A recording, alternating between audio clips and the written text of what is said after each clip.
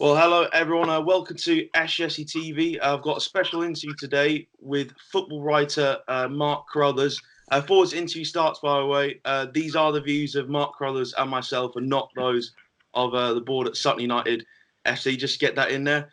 So, firstly, Mark, first question I'm actually going to ask you: just introduce yourself to the viewers before we get into this interview properly. So I'm probably best known for covering North East non-league football. Work for the local papers in the North East, the Chronicle Journal, Sunderland Echo, but also write for the non-league paper.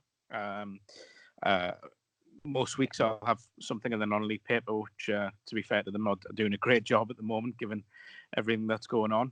And also I've been on the non-league show a few times, helping them cover everything around the country, really.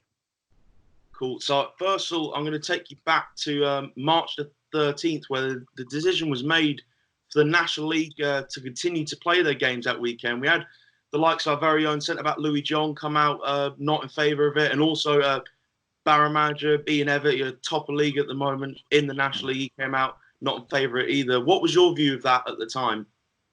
Yeah, it was a surprise. I think everyone expected, given that the Premier League and the EFL decided to postpone fixtures, everyone else would follow. And especially, looking up here, sort of the steps 5 and 6 leagues, they decided to postpone. So you naturally just thought that the National League and the leagues at step 3 and 4, you thought they would maybe follow suit. They didn't. In hindsight, I'd be interested to see what they think of that decision. If they think they should have postponed. I personally think they should have, given how things are starting to escalate now. I think, but it's done with now. We have to move on and kind of we have to look at what the best way forward is, and obviously that decision will hopefully come in the next few days.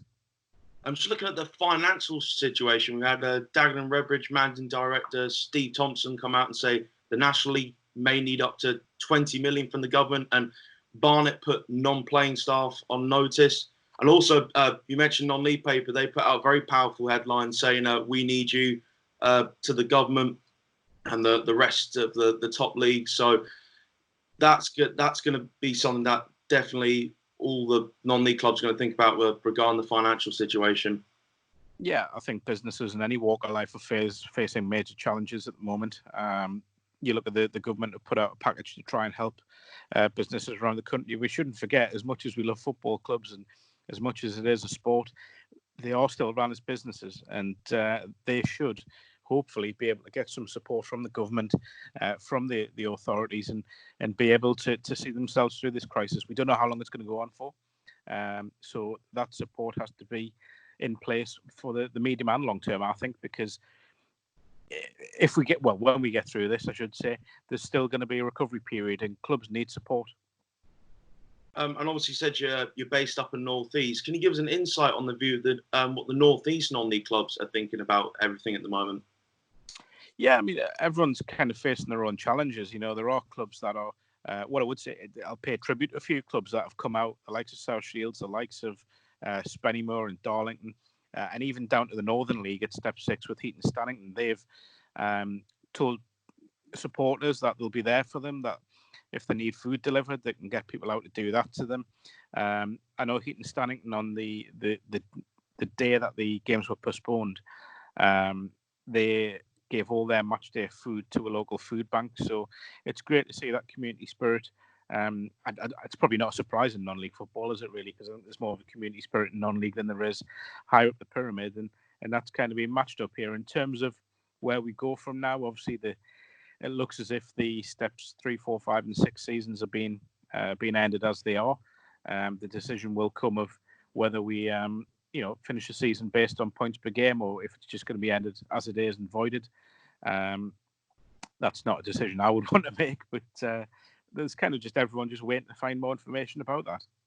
Now, regarding the National League, what do you think the National League will be doing now? Because obviously a lot of people, a lot of other non-league clubs and divisions are waiting on their decision now.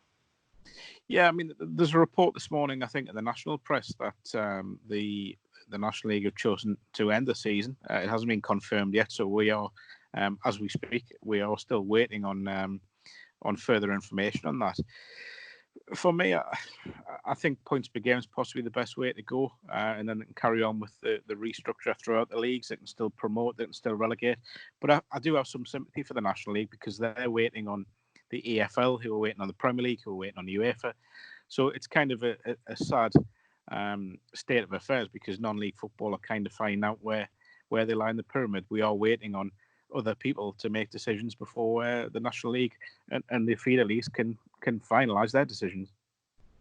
And obviously, supporters are going to be massively thinking what's going to happen at the moment. Could you try and put yourself in their heads and think they haven't seen football for a long time? What they must be thinking.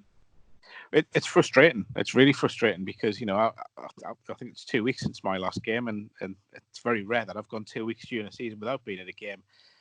Supporters love their clubs, and I think they'll be as concerned about the players, about the managers, about the clubs as a whole, rather than seeing games. I think everyone understands the situation that we're in. It's unprecedented. As I say, I don't envy anyone who's got to make a decision over what's happening in future. But I think the supporters, whilst there is frustration that there's no games taking place, they understand how serious this is. We've never faced anything like this before. I'd be surprised if it happens again in the near future. Hopefully not.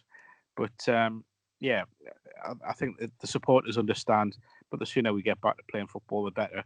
But that obviously has to be in a safe and a healthy environment. Obviously, it's very tricky to guess this at the moment. But is there an estimate where you may think where there'll be an official decision made on all the non-league seasons? I think that's because we are waiting on so many leagues to make decisions and so many different authorities. I don't think there's any straightforward answer to that one. I would like to think it'll be done as soon as possible, so the FA and clubs as well can start planning for next season and start getting things in order and know where each club's going to be in the pyramid. But I think there's a lot of work to be done between now and then before anything's finalised. You kind of hope it would be done the next week or so, but I just can't see that happening. Well, Mark, thank you very much for your time and for coming on SUFCtv. Lastly, is there anything you want to plug on your Twitter and articles you got coming out? What I would say is everyone, the non-league scene are very lucky to have something like the non-league paper and something so dedicated with so many people who've got non-league at heart. So just get out and or get it delivered, we should say, since we are being confined to our houses at the moment. Get it delivered, sign up for the digital version, and support the non-league paper because it's a valuable source of news for non-league supporters. Well, Mark, thank you very much for your time, and hopefully there will be a decision made soon. Thank you. Thank you very much.